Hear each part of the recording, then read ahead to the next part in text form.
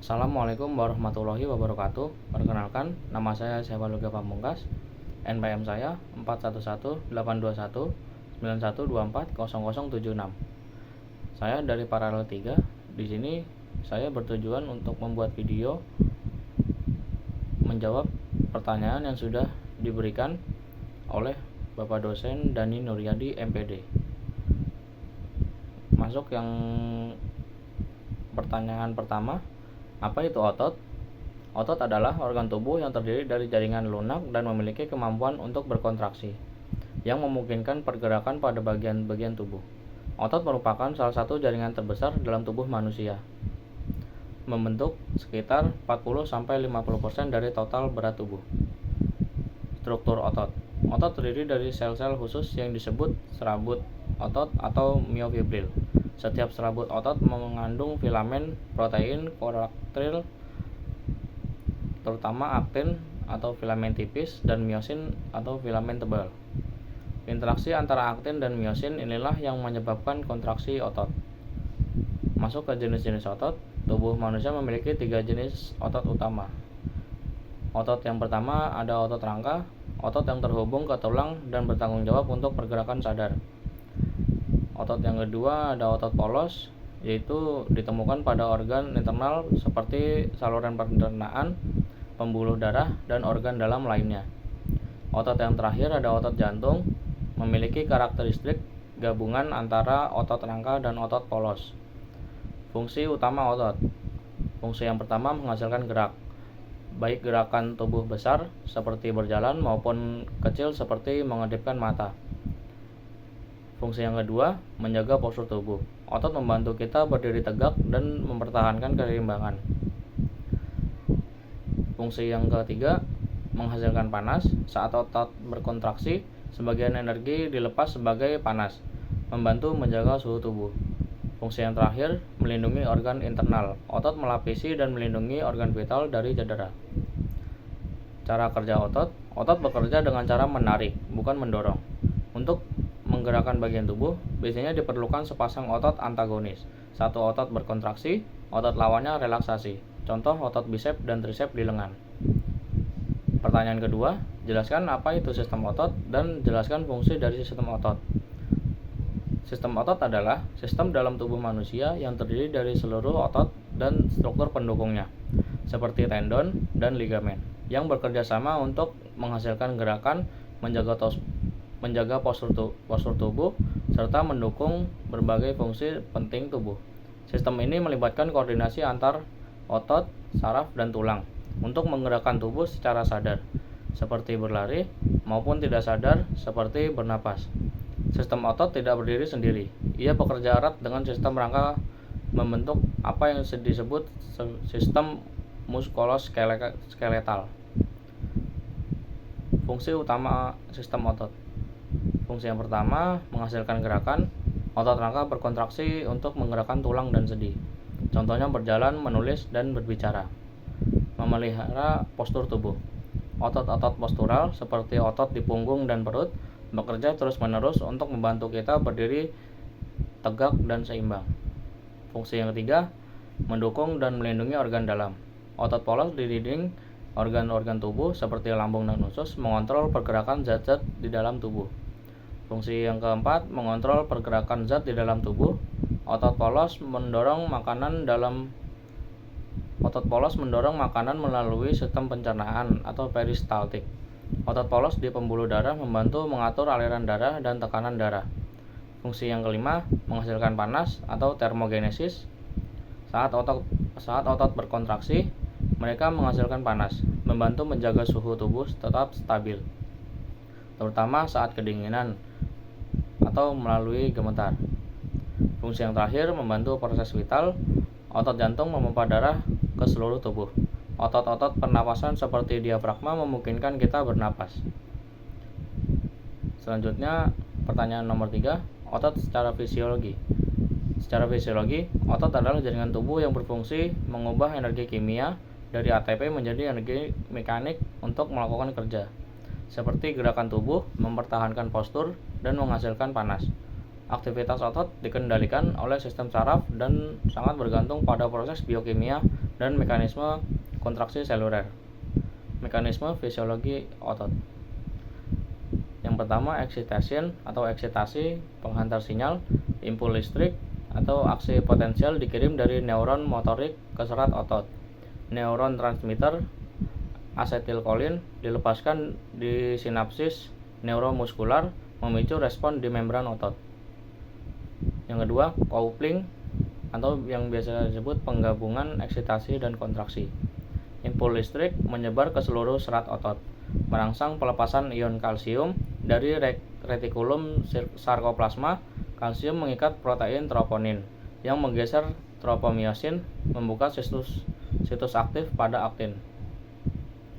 Kemudian contraction atau kontraksi, myosin mengikat aktin menggunakan energi dari ATP untuk menarik filamen aktin ke tengah sarkomer atau unit kontraksi otot. Disebut sebagai sliding filamen mekanisme atau mekanisme geseran filamen. Relaxation atau relaksasi, setelah sinyal berhenti, kalsium dipompa kembali ke retikulum sarkoplasma. Aktin dan myosin terpisah, serat otot kembali ke panjang normal. Pertanyaan keempat, apa itu massa otot? Massa otot adalah istilah yang merujuk pada jumlah total jaringan otot dalam tubuh seseorang. Ini mencakup semua otot, baik otot rangka, skeletal muscle, otot polos, smooth muscle, maupun otot jantung, cardiac muscle. Tetapi dalam konteks kebugaran atau medis, biasanya yang dimaksud adalah massa otot rangka, yaitu otot yang melekat pada tulang dan bertanggung jawab untuk gerakan tubuh. Massa otot sering digunakan sebagai indikator kesehatan fisik, kebugaran tubuh, kekuatan, dan daya tahan fisik. Karakteristik massa otot. Massa otot lebih padat daripada massa lemak atau lemak lebih ringan. Otot terdiri dari serat otot yang kaya akan protein, air, dan zat-zat penting lain. Massa otot bisa bertambah atau hipertrofi atau berkurang atrofi tergantung aktivitas fisik, nutrisi, hormon, dan faktor usia. Bagaimana massa otot terbentuk? Massa otot berkembang melalui proses fisiologis. Yang pertama, latihan beban atau latihan ketahanan, merangsang serat otot untuk rusak kecil atau mikrotrauma. Yang kedua, pemulihan dan adaptasi. Tubuh memperbaiki serat otot dengan membuatnya lebih besar dan lebih kuat. Ini disebut hipertrofi otot. Protein, hormon anabolik seperti testosteron dan hormon pertumbuhan, serta asupan kalori yang cukup sangat penting dalam proses ini. Faktor yang mempengaruhi massa otot. Yang pertama, latihan dan aktivitas fisik. Latihan kekuatan seperti angkat beban meningkatkan massa otot. Kurangnya aktivitas menyebabkan atrofi otot atau pengecilan. Selanjutnya ada nutrisi. Asupan protein yang cukup sangat penting. Kalori yang memadai juga dibutuhkan untuk pembentukan otot. Selanjutnya ada genetik. Beberapa orang secara alami memiliki lebih banyak serat otot tipe tertentu yang mendukung massa otot lebih besar. Yang selanjutnya, hormon. Testosteron, hormon pertumbuhan, dan insulin berperan besar dalam pembentukan otot. Yang terakhir ada usia. Massa otot cenderung menurun seiring bertambahnya usia, atau kondisi ini disebut sarkopenia. Mengapa massa otot penting? Meningkatkan kekuatan, membantu aktivitas fisik sehari-hari dan olahraga, meningkatkan metabolisme. Otot lebih aktif secara metabolik dibandingkan lemak, artinya otot membantu membakar lebih banyak kalori, bahkan saat istirahat. Menjaga kesehatan sendi dan tulang, membantu mencegah cedera dan osteoporosis, meningkatkan penampilan tubuh. Massa otot memberikan bentuk dan kontur tubuh yang lebih baik, mendukung kesehatan jangka panjang. Massa otot yang sehat berhubungan dengan umur panjang dan kualitas hidup yang lebih baik. Cara mengukur massa otot. Ada beberapa metode. Metode yang pertama ada BIA atau Bioelectrical Impedance Analysis. Alat yang mengukur komposisi tubuh menggunakan arus listrik kecil. Metode yang kedua ada DEXA scan, pemeriksaan pencitraan yang sangat akurat untuk mengukur lemak, otot, dan tulang. Metode yang terakhir menggunakan metode pengukuran lingkar tubuh dan tes kekuatan. Pendekatan sederhana untuk memperkirakan perubahan massa otot. Pertanyaan nomor 5, kenapa dikatakan massa otot? Massa otot adalah istilah gabungan dari dua kata.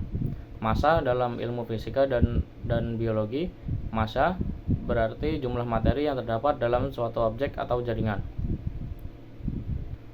Otot adalah jaringan yang memiliki kemampuan untuk berkontraksi dan menghasilkan gerak. Massa otot berkaitan dengan berat badan dan ukuran fisik. Otot memiliki kepadatan yang lebih tinggi dibanding jaringan lemak. Ketika seseorang berlatih atau bertambah kuat, bukan hanya ototnya yang terasa, tapi secara nyata massa, berat dan volume itu otot bertambah. Massa otot bisa diukur secara objektif dengan teknologi seperti timbangan bioimpedansi atau DEXA scan. Kita bisa mengukur beberapa kilogram massa otot yang dimiliki seseorang. Ini membantu memantau perkembangan tubuh, kesehatan, kekuatan, dan kebutuhan energi. Massa otot berubah sesuai kondisi fisiologis. Meningkatkan dengan latihan kekuatan, asupan protein dan hormon anabolik menurun atau atrofi akibat kurang aktivitas, penuaan, atau penyakit tertentu. Karena otot ini bisa bertambah atau berkurang. Kata massa digunakan untuk menggambarkan sifat dinamis dari jaringan ini. Selanjutnya, massa otot penting untuk fungsi vital tubuh. Bukan hanya untuk gerakan, tetapi juga untuk metabolisme, atau otot membakar lebih banyak kalori. Otot berfungsi sebagai penyimpan energi dalam bentuk glikogen dan protein. Semakin besar massa otot, semakin besar kapasitas tubuh untuk mendukung aktivitas fisik dan mempertahankan kesehatan. Selanjutnya nomor 6, otot membutuhkan oksigen. Otot sangat membutuhkan oksigen terutama saat berkontraksi dan beraktivitas. Oksigen diperlukan dalam proses metabolisme di dalam sel otot untuk menghasilkan energi ATP, yaitu bahan bakar utama yang membuat otot bisa berkontraksi, bekerja, dan bertahan dari kelelahan. Fungsi oksigen dalam otot. Oksigen digunakan di dalam mitokondria sel otot untuk menjalankan respirasi aerobik. Dalam proses ini, oksigen membantu membakar glukosa, asam lemak, atau asam amino untuk menghasilkan ATP. ATP atau adenosin trifosfat adalah sumber energi langsung untuk kontraksi otot. Proses metabolisme aerobik di otot. Prosesnya seperti ini. Glukosa atau lemak dipecah menjadi molekul kecil atau melalui glikolisis atau beta oksidasi. Molekul kecil ini masuk ke siklus Krebs atau siklus asam sitra elektron, dan siklus ini masuk ke rantai transport elektron di mitokondria. Oksigen berperan sebagai penerima elektron terakhir, memungkinkan rantai ini menghasilkan banyak ATP. Tanpa oksigen, proses ini akan terhenti dan produksi ATP menjadi jauh lebih sedikit. Pertanyaan nomor 7, jelaskan secara detail mekanisme cara kerja otot. Yang pertama, eksitasi pengiriman sinyal saraf. Kontraksi otot dimulai ketika otot menerima impuls listrik dari neuron motorik. Di sinapsis antara saraf dan otot disebut neuromuscular junction. Saraf melepaskan neurotransmitter yang disebut asetikholin. Asetikholin menempel pada reseptor di membran sel otot atau sarkolema, memicu terbentuknya potensial aksi atau sinyal listrik pada serat otot. Potensial aksi ini kemudian menyebar ke seluruh sel otot melalui tubulus atau transverse tubulus. 2. Pelepasan ion kalsium. Sinyal listrik ini merangsang retikulum sarkoplasma atau struktur di dalam sel otot untuk melepaskan ion kalsium ke dalam sitoplasma sel otot sarkoplasma. Kalsium adalah kunci penting untuk memulai kontraksi. Selanjutnya yang nomor 3, proses kontraksi atau sliding filament teori. Di dalam serat otot terdapat 2 filamen protein. Ada aktin filamen tipis dan miosin filamen tebal. Saat kalsium hadir, ion kalsium mengikat protein troponin di filamen aktin. Ini menyebabkan perubahan bentuk pada troponin yang kemudian menggeser tropomiosin, membuka situs aktif pada aktin.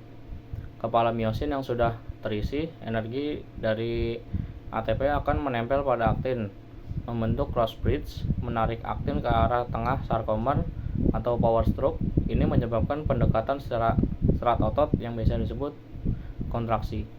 Setelah satu tarikan, kepala miosin melepaskan diri, mendapatkan ATP baru dan siap mengulangi siklusnya. Yang keempat, relaksi otot. Ketika impuls saraf berhenti, asetilkolin dihancurkan oleh enzim atau asetilkolin nesterase di sinapsis. Ion kalsium dipompa kembali ke retikulum sarkoplasma. Tanpa kalsium, troponin dan tropomyosin kembali ke posisi awal, menutup situs aktif aktin. Cross bridge, myosin, aktin terlepas. Serat otot kembali ke panjang semula. Pertanyaan ke-8. Jelaskan proses oksigen disalurkan ke otot. Yang pertama, pertukaran gas di paru-paru, ventilasi dan difusi. Saat kita menghirup udara, oksigen masuk ke paru-paru. Di dalam paru-paru, oksigen bergerak ke dalam alveolus atau kantong udara kecil. Dinding alveolus sangat tipis dan dikelilingi kapiler darah. Oksigen berdifusi melalui dinding alveolus ke dalam darah kapiler karena perbedaan konsentrasi, atau oksigen lebih banyak di udara daripada di darah. Kemudian pengikatan oksigen ke hemoglobin. Oksigen yang masuk ke dalam darah langsung diikat oleh hemoglobin dalam sel darah merah. Satu molekul hemoglobin bisa membawa hingga 4 molekul oksigen. Ini membuat pengangkutan oksigen menjadi efisien dan mampu menjangkau seluruh tubuh. Selanjutnya, transportasi melalui peredaran darah. Darah yang kaya oksigen mengalir dari paru-paru menuju jantung bagian kiri. Jantung yang memompa darah ini ke seluruh tubuh melalui aorta dan arteri sistemik. Darah mengalir melalui pembuluh darah besar, kemudian ke pembuluh lebih kecil, hingga ke jaringan otot. Selanjutnya, difusi oksigen ke sel otot. Saat darah kaya oksigen mencapai kapiler otot, oksigen berdifusi keluar dari kapiler ke dalam cairan antarsel dan masuk ke dalam sel otot. Ini terjadi karena konsentrasi oksigen di dalam darah lebih tinggi dibandingkan di dalam sel otot yang aktif. Selanjutnya, yang terakhir, penggunaan oksigen dalam sel otot. Oksigen yang masuk ke otot disimpan sementara oleh mioglobin atau protein pengikat oksigen di otot. Digunakan di dalam mitokondria untuk menjalankan respirasi aerobik, menghasilkan ATP sebagai energi otot. Nomor 9. Jelaskan kontraksi otot. Kontraksi otot adalah pembendekan atau pengencangan serat otot sebagai respon terhadap stimulasi saraf yang menghasilkan gaya dan gerakan. Proses ini adalah dasar dari semua gerakan tubuh, mulai dari bernapas, berjalan, sampai menggerakkan mata. Kontraksi otot terjadi akibat interaksi antara dua jenis protein dalam serat otot, aktin dan miosin. Nomor 10. Jelaskan proses melepas asam laktat yang menumpuk dalam tubuh. Penyebab penumpukan asam laktat ketika otot bekerja keras dan kebutuhan oksigen lebih besar daripada yang bisa disediakan oleh sistem pernapasan dan sirkulasi darah, tubuh beralih ke metabolisme aerobik. Dalam proses ini, glukosa dipecah menjadi asam pirufat. Tetapi karena kekurangan oksigen, asam pirufat ini diubah menjadi asam laktat. Asam laktat kemudian menumpuk dalam otot dan darah, menyebabkan kelelahan otot dan rasa perih atau pegal. Nomor selanjutnya, proses pengangkutan asam laktat. Setelah aktivitas fisik berakhir, tubuh harus menghilangkan asam laktat yang menumpuk. Ada beberapa cara untuk mengangkut dan menggunakan kembali asam laktat. Yang A, pengangkutan ke organ lain atau hati dan jantung. Sebagian besar asam laktat yang ada dalam darah diangkut ke hati melalui sistem peredaran darah. Di hati, asam laktat akan diproses melalui siklus Cori untuk dikonversi menjadi glukosa atau glikogen yang bisa digunakan lagi oleh otot. Siklus Cori adalah proses yang memungkinkan tubuh untuk menggunakan kembali asam laktat, mengubahnya menjadi glukosa untuk energi. Yang B, menggunakan oksigen untuk mengubah asam laktat. Setelah latihan, oksigen kembali terpompa ke dalam darah dan tubuh secara keseluruhan, dan oksigen ini digunakan untuk mengubah asam laktat menjadi energi. Proses ini mengakibatkan mitokondria dalam sel otot, di mana asam laktat dapat diproses lebih lanjut menjadi ATP atau energi. yang digunakan untuk aktivitas tubuh. Yang terakhir, penggunaan oleh otot lain. Sebagian asam laktat juga dapat digunakan langsung oleh otot lain, terutama otot jantung. Sebagai sumber energi, otot jantung terutama memiliki kemampuan untuk menggunakan asam laktat sebagai bahan bakar untuk menghasilkan energi. 3. Pelepasan asam laktat secara bertahap. Proses penghilangan asam laktat tidak instan dan membutuhkan waktu untuk diselesaikan. Biasanya dalam waktu 1 hingga 2 jam setelah latihan berat, tubuh mulai menghilangkan sebagian besar asam laktat yang tertinggal dalam darah dan otot. Aktivitas ringan atau pendinginan yang biasa disebut cooling down setelah olahraga membantu mempercepat proses penghilangan asam laktat karena meningkatkan peredaran darah yang membawa oksigen ke otot. Yang keempat, pentingnya oksigen dalam penghilangan asam laktat. Oksigen berperan penting dalam mempercepat proses pengolahan asam laktat. Ketika kita melakukan aktivitas fisik intens, tubuh beralih ke sistem anaerobik. Namun setelah berhenti, tubuh membutuhkan oksigen untuk mengembalikan keseimbangan metabolisme dan memecah asam laktat. Oleh karena itu, setelah latihan, bernapas dalam dan relaksasi membantu tubuh menghilangkan asam laktat lebih cepat. Selanjutnya nomor 5, aktivitas yang membantu menghilangkan asam laktat.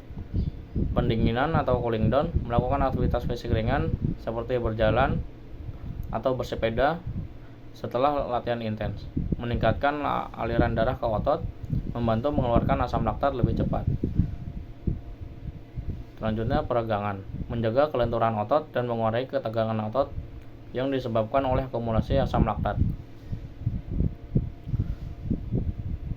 Nomor 11, latihan eksplosif otot secara fisiologi. Latihan eksplosif otot adalah latihan bertujuan untuk mengembangkan kekuatan otot dalam waktu singkat, memfokuskan pada kemampuan otot untuk menghasilkan kekuatan dengan kecepatan tinggi. Contoh latihan eksplosif antara lain lompat vertikal, squat jump, sprint, dan power cleans. Latihan eksplosif tidak hanya melibatkan kekuatan otot, tetapi juga kecepatan, koordinasi, dan keterlibatan saraf pusat. Nomor 12, jelaskan secara detail hierarki struktural otot mulai dari tingkat mikroskopis hingga mikroskopis. Tingkat mikroskopis atau otot muscle, pada tingkat ini kita melihat seluruh otot sebagai satu kesatuan. Otot adalah organ yang terdiri dari berbagai jenis jaringan, termasuk jaringan serat otot, saraf, dan pembuluh darah. Otot terdiri dari banyak serat otot yang terhubung satu sama lain dan bekerja bersama untuk menghasilkan gerakan tubuh. Otot dibungkus oleh lapisan luar jaringan ikat yang disebut fascia. Tingkat kedua, fascicle. Di dalam otot terdapat bagian yang lebih kecil yang disebut fascicle. Fascicle adalah kelompok serat otot yang terbungkus oleh lapisan jaringan ikat yang disebut perimysium. Tingkat 3, serat otot atau muscle fiber. Serat otot adalah sel-sel individu yang menyusun fascicle. Setiap serat otot adalah sel panjang dan silindris yang dapat memanjang dan berkontraksi. Tingkat keempat, myofibril. Setiap serat otot mengandung banyak myofibril yang merupakan struktur panjang halus dan berfungsi untuk kontraksi otot. Myofibril adalah serangkaian filamen aktin dan miosin yang tersusun dalam pola yang sangat terorganisir dan mengatur kemampuan otot untuk kontraksi. Selanjutnya tingkat kelima, ada sarkomer. Sarkomer adalah unit kontraksi terkecil dalam otot. Setiap sarkomer terletak di antara dua garis Z-line dan berisi filamen aktin, filamen tipis, dan filamen miosin, filamen tebal. Tingkat keenam, filamen aktin dan miosin. Di tingkat yang lebih mikroskopis, dan aktin dan miosin adalah protein yang berfungsi untuk kontraksi otot. Tingkat mikroskopis, struktur protein dan dalam aktin dan miosin. Pada tingkat yang sangat mikroskopis, kontraksi otot terjadi pada level protein individu yang lebih kecil. Selanjutnya nomor 13, apa perbedaan antara filamen tebal dan filamen tipis dalam sarkomer? Jelaskan komposisi protein masing-masing dan perannya dalam kontraksi otot. Filamen tipis atau aktin. Komposisi protein. Filamen tipis terutama terdiri dari protein aktin, yang merupakan protein globular atau G-aktin yang disusun dalam bentuk heliks panjang, membentuk filamen aktin atau F-aktin. Peran aktin menyusun struktur dan berinteraksi dengan kepala miosin untuk menghasilkan gaya kontraksi. Filamen tebal atau miosin. Komposisi protein. Filamen tebal terdiri dari protein miosin yang terdiri dari beberapa subunit protein dengan struktur kepala miosin yang mengandung enzim ATPase. Peran miosin mengikat aktin, menggerakkan filamen aktin melalui ATP, dan menghasilkan kekuatan kontraksi. Nomor 14, gambarkan struktur dan fungsi retikulum sarkoplasma dalam serat otot. Bagaimana SR berperan dalam proses kontraksi dan relaksasi otot? Jawabannya, retikulum sarkoplasma atau SR adalah jaringan membran dalam serat otot yang menyimpan ion kalsium. Fungsinya menyimpan kalsium saat otot relaksasi dan melepaskannya saat kontraksi. Proses kontraksi SR melepaskan kalsium ke sarkoplasma, yang mengaktifkan interaksi antara miosin dan aktin untuk menghasilkan kontraksi. Proses relaksasi SR memompa kalsium kembali, menghentikan interaksi miosin aktin, dan otot kembali relaksasi. Nomor 15, jelaskan peran jaringan ikat atau epimisium, premisium, dan endomisium dalam struktur otot. Epimisium berperan membungkus seluruh otot, memberikan perlindungan, dan menyatukan serat otot, mengandung pembuluh darah dan saraf. Premisium berperan mengandung vasikel, kelompok serat otot, mendukung koordinasi kontraksi antar vasikel, dan menyediakan pembuluh darah serta saraf. Endomisium berperan membungkus serat otot individual, mendukung dan memisahkan serat otot, serta memungkinkan transmisi gaya kontraksi dari serat otot secara keseluruhan. Nomor 16, apa perbedaan utama antara otot rangka, otot polos, dan otot jantung? Dilihat dari struktur mikroskopisnya, berikan contoh lokasi masing-masing jenis otot di dalam tubuh. Otot rangka, strukturnya striasi, banyak nukleus di tepi, dan serat panjang. Lokasinya berada di lengan, kaki, dan tubuh bagian atas. Otot polos, strukturnya tidak striasi, satu nukleus di tengah, dan sel spindel. Lokasinya berada di dinding saluran pencernaan, pembuluh darah, saluran pernapasan. Otot jantung, strukturnya ada di striasi, satu nukleus di tengah, dan diskus intercalaris. Lokasinya ada di jantung. Nomor 17, jelaskan proses mekanisme kontraksi otot. Stimulasi saraf. Impuls saraf mengirimkan sinyal melalui saraf motorik ke serat otot, yang mengarah ke sarkolema dan masuk ke dalam otot melalui tubulus. Pelepasan kalsium. Impuls menyebabkan retikulum sarkoplasma atau SR melepaskan ion kalsium ke dalam sarkoplasma. Aktivasi tropomiosin. Ion kalsium berkaitan dengan troponin pada filamen aktin, menyebabkan perubahan konfirmasi pada tropomiosin yang sebelumnya menutupi situs pengikatan miosin. Ikatan miosin aktin. Setelah tropomiosin terbuka, kepala miosin mengikat aktin, membentuk ikatan silang. Gerakan kontraksi atau power stroke. Kepala miosin menggunakan energi dari ATP untuk bergerak dan menarik filamen aktin ke arah garis Z, menyebabkan pendekatan sarkomer dan kontraksi otot. Selanjutnya, pembebasan dan pengulangan proses. Setelah gerakan selesai, ATP akan membebaskan kepala miosin dari aktin, dan proses ini akan terulang jika masih ada ion kalsium. Relaksasi. Ketika impuls saraf berhenti, kalsium dipompa kembali ke dalam SR, dan tropomiosin menutupi kembali situs pengikatan miosin pada aktin, menyebabkan otot relaksasi. Nomor 18, jelaskan jenis kontraksi otot pada manusia. Kontraksi isotonik, otot berubah panjang menghasilkan gerak. Kontraksi isometrik, otot berkontraksi tanpa perubahan panjang, misal menahan posisi plank. Kontraksi isokinetik, otot berkontraksi dengan kecepatan konstan, atau misal latihan dengan mesin khusus. 19. Jelaskan sumber energi untuk kontraksi otot. Sumber energi untuk kontraksi otot: ATP, CP atau kreatin fosfat cepat menghasilkan ATP untuk aktivitas singkat 10-15 detik seperti sprint. Glikolisis anaerobik menghasilkan ATP tanpa oksigen, bertahan selama 1-2 menit menghasilkan asam laktat, misalnya angkat beban. Respirasi aerobik menggunakan oksigen, menghasilkan ATP lebih banyak untuk aktivitas lama, misal lari jarak jauh. Nomor 20, apa yang terjadi jika kontraksi otot tidak terjadi? Yang pertama, kehilangan gerak. Otot tidak bisa menghasilkan gerak, sehingga tubuh tidak dapat bergerak atau melakukan aktivitas fisik. Yang kedua, kelemahan otot.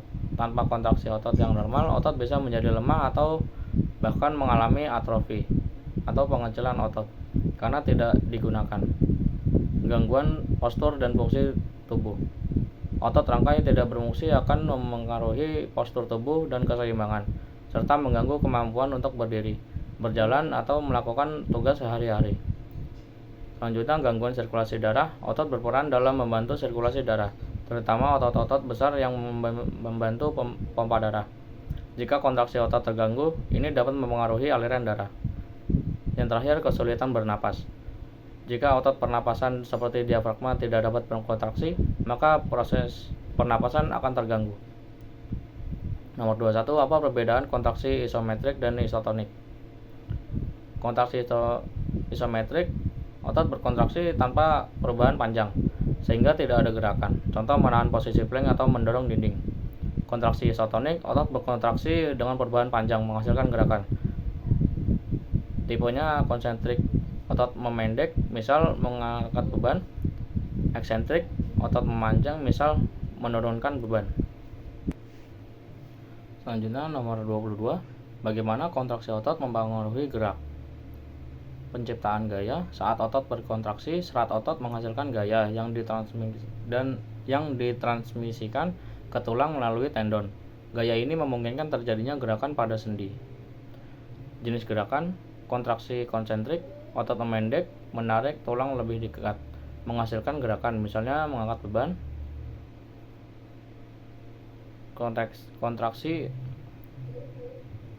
Kontraksi eksentrik, otot memanjang saat menahan beban, menghasilkan gerak yang terkontrol, misalnya menurunkan beban.